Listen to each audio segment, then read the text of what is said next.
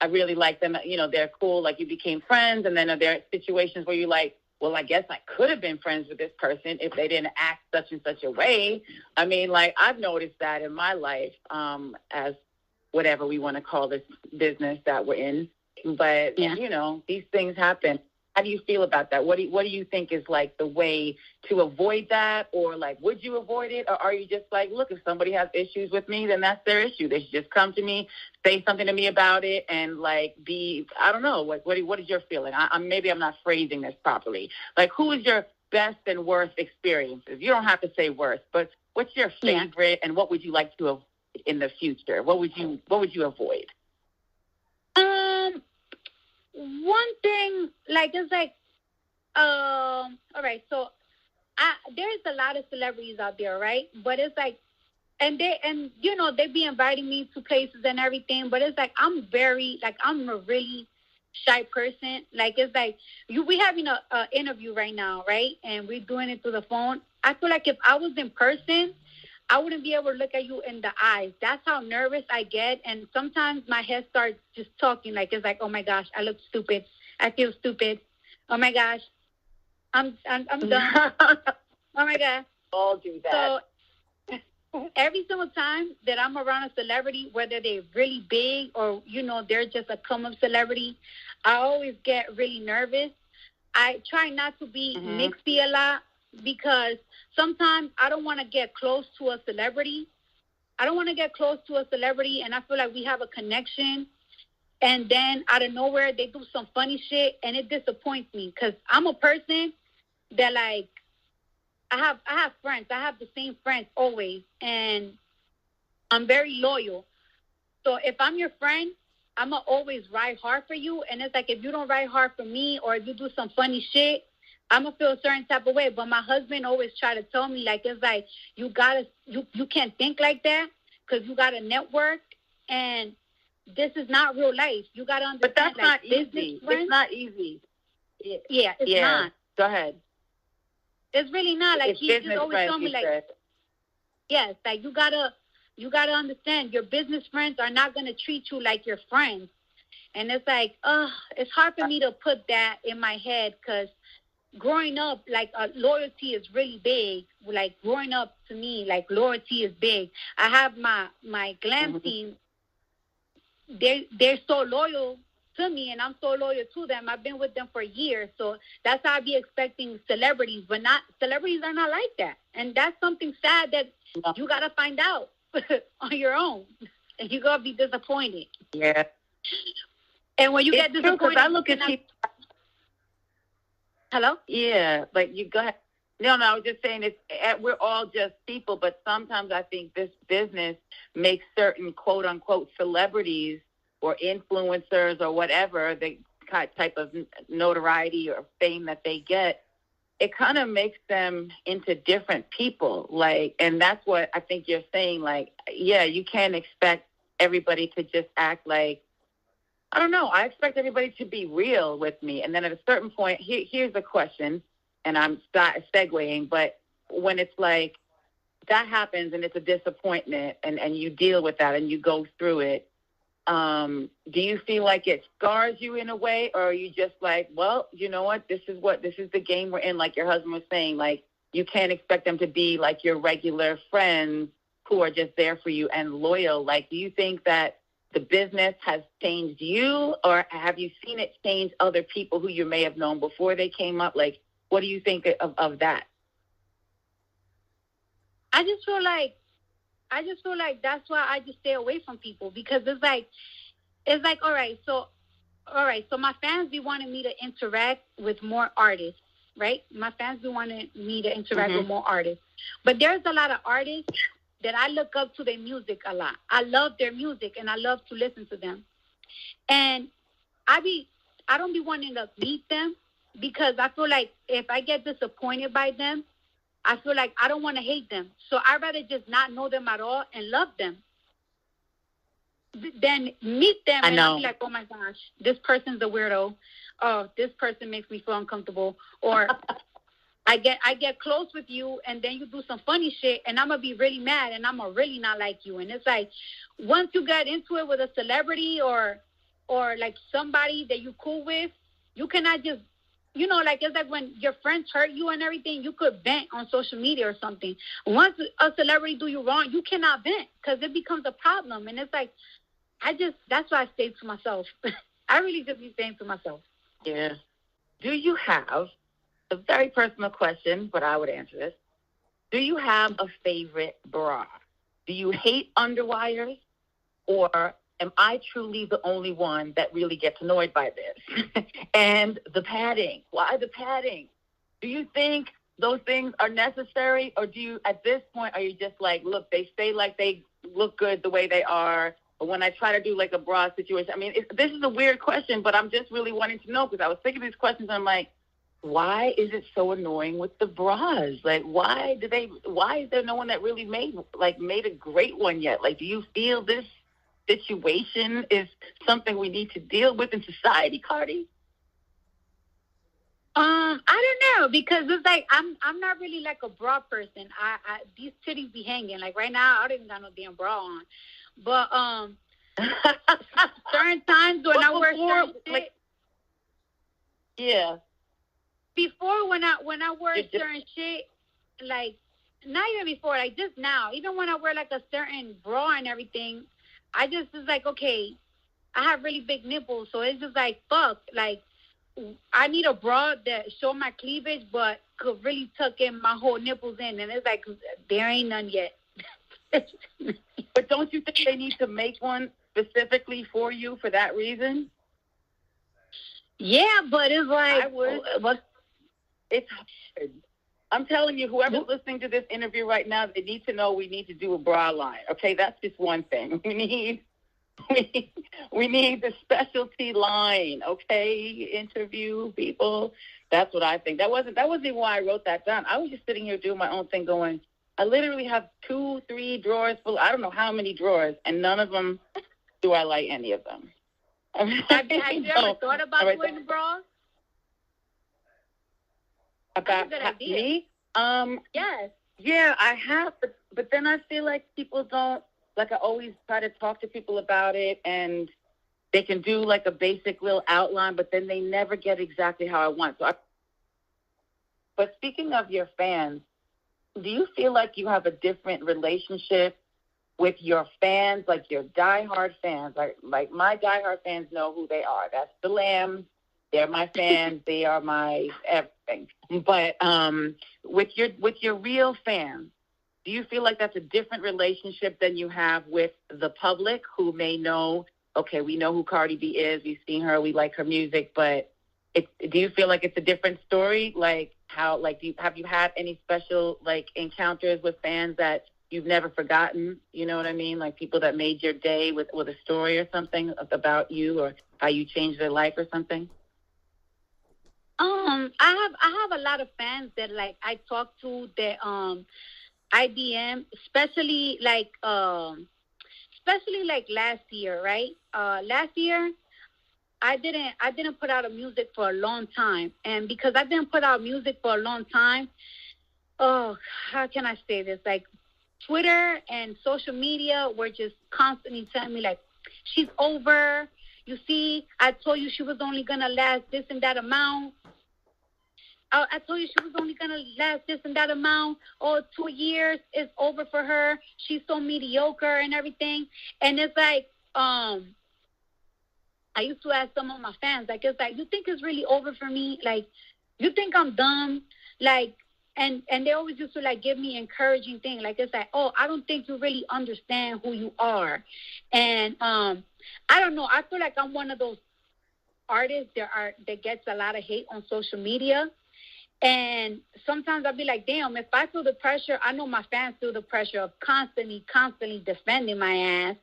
And it's just like, I feel like a close connection to them because, I don't know, like people around me, like my team, they don't really always be on what's going on. Like my husband, he don't really understand what be going on social media, but my fans be understanding. So sometimes I can have a conversation with them that we could relate to because that is their world. They be on social media a lot, and that is their world. So every single time I have an issue and they just Like, sometimes I want to say some crazy shit sometimes, and I ask my fans, like, should I tweet this? And they be like, no, don't say that. And I'm like, okay, I'm not going to say it. Yeah, that's what I mean. You probably also do want to talk about your new album, and we should get into that. How are you feeling? Are you going into the studio tonight, or like how far along are you? Like, how's that going? I'm in the studio. I definitely feel like I'm missing some songs. I definitely feel like it's still incomplete. But even if I complete my album, everybody's rushing me to put out my album, but it's like, I don't know. Like, I don't know if it's like the right time, because just when you do like radio interviews, I like to be in face. I like to be on people's face. I hate the Zoom meetings, interviews. They're just so weird. I like to do listening parties. I know. I'm sorry if this is weird. I'm sorry if this is falling into that category. I'm just like, I'm trying. We're all trying during these times. Totally. You can't even tour and shit. Yeah. Oh, this shit whack as fuck. but do you feel like they're rushing you? Because you shouldn't be rushed to do your album. Like, take your time, please. That's what I think everybody wants you to do, because to make it the best album that you can. Not that I'm telling you what to do, of course. I just mean, I know how it feels when people kind of try and rush you because you're coming off such a mammoth success. But, I was just thinking, like, how is it going? And you said you feel like you want to do some more songs. Have you worked with anybody that is, like, new in your world? Like, someone that you're, like, really excited about or whatever? Or how's that going? I haven't sent any music to any artist, because sometimes I'll be like, oh, my gosh, this person will sound great on this song. And then I do another song, and I'll be like, no, they will sound good on this song. So I always send the features in, always, for some reason, last minute. But there is people that I definitely want on my album. Yeah, I can imagine. Do you have a song like Be Careful? Because that's one of my favorites. I definitely have a song like Be Careful. And I like think the it's Spanish more personal. guitar. Yeah, but that's, I mean, I know the original version. Did you have somebody on that record? Because you stood out the most to me. No offense to anybody, but I heard it. Be Careful, I didn't have nobody, but I had a little bit of help, because when I started doing rapping, I always do really aggressive fighting records, and people were saying, like, you need to be more softer, you need to talk more about yourself.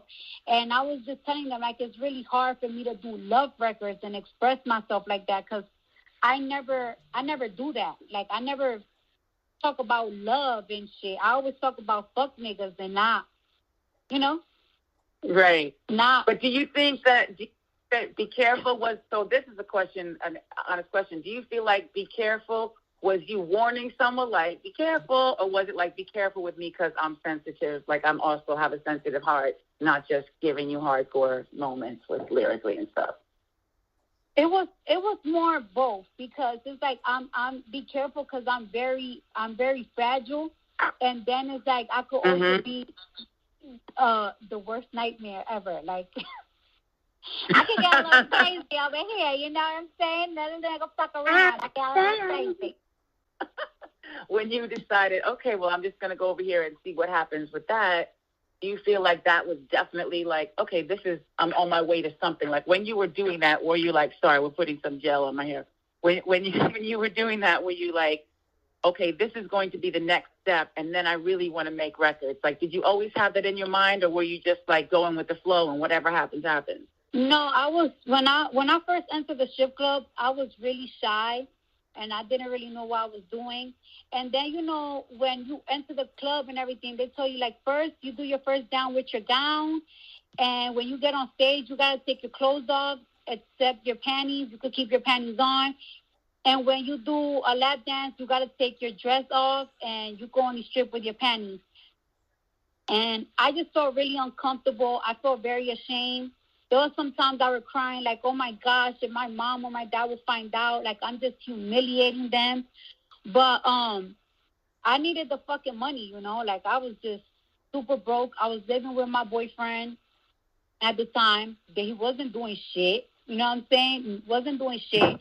I used to smoke weed back then, so I just felt like weed was necessary. I wanted money to smoke weed, and I just wanted to move out. My goal was always to move out, to at least not even to rent an apartment. I at least wanted enough money to rent a room.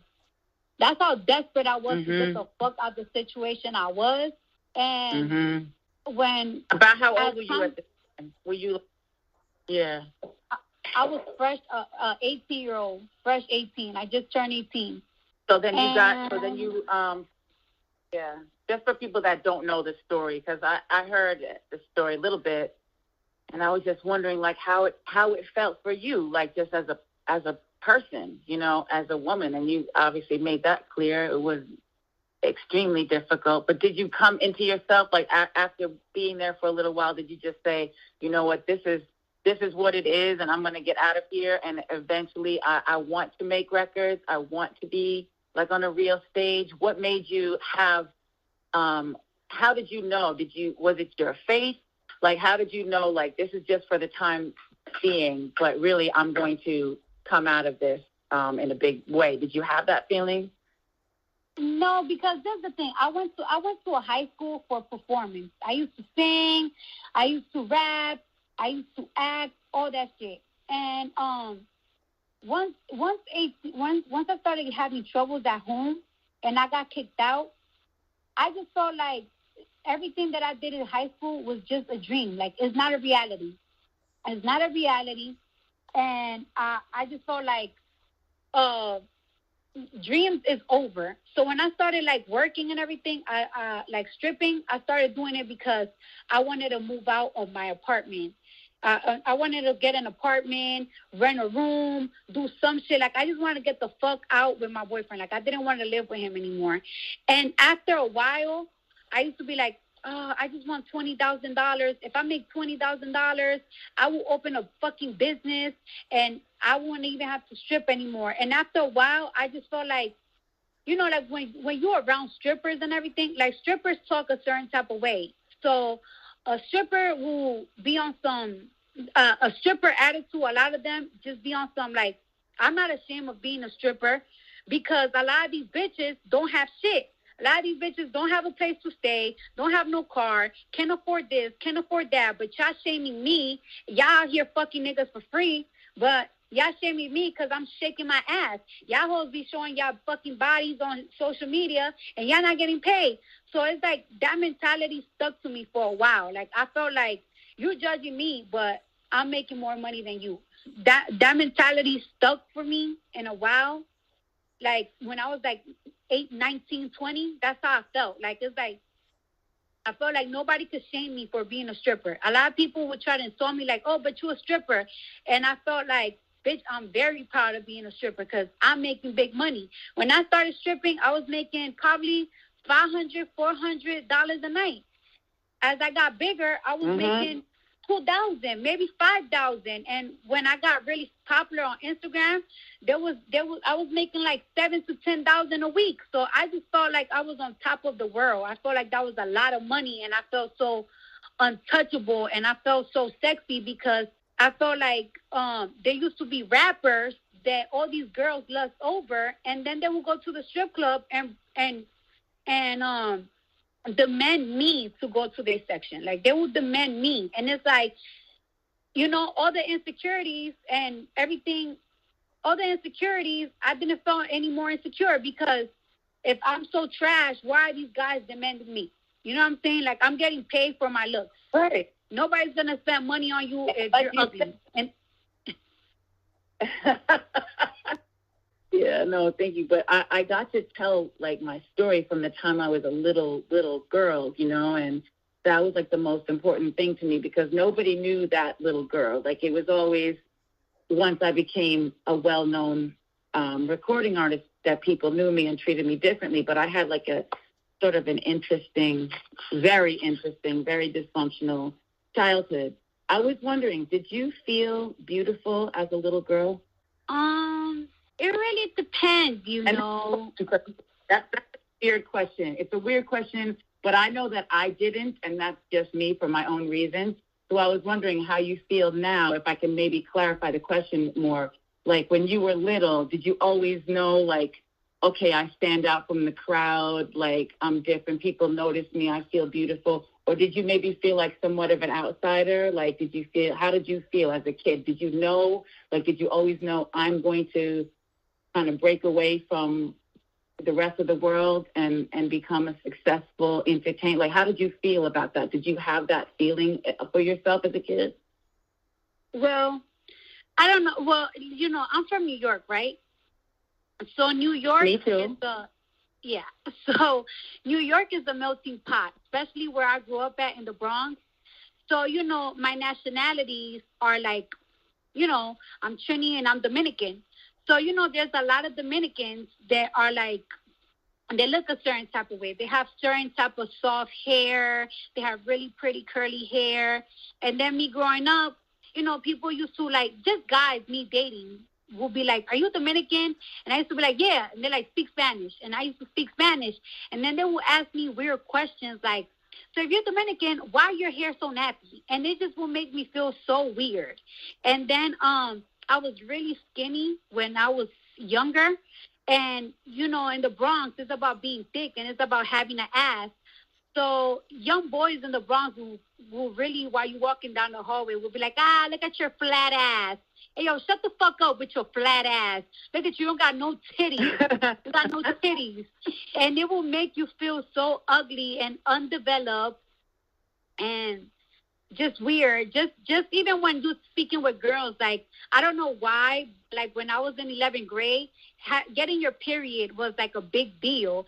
And I didn't have my menstrual till I was 13. So I just felt like I was so underdeveloped and just so bony, and just my hair. People was always making fun of my hair because I used to dye my hair. But people used to be like, oh, your hair's so crunchy.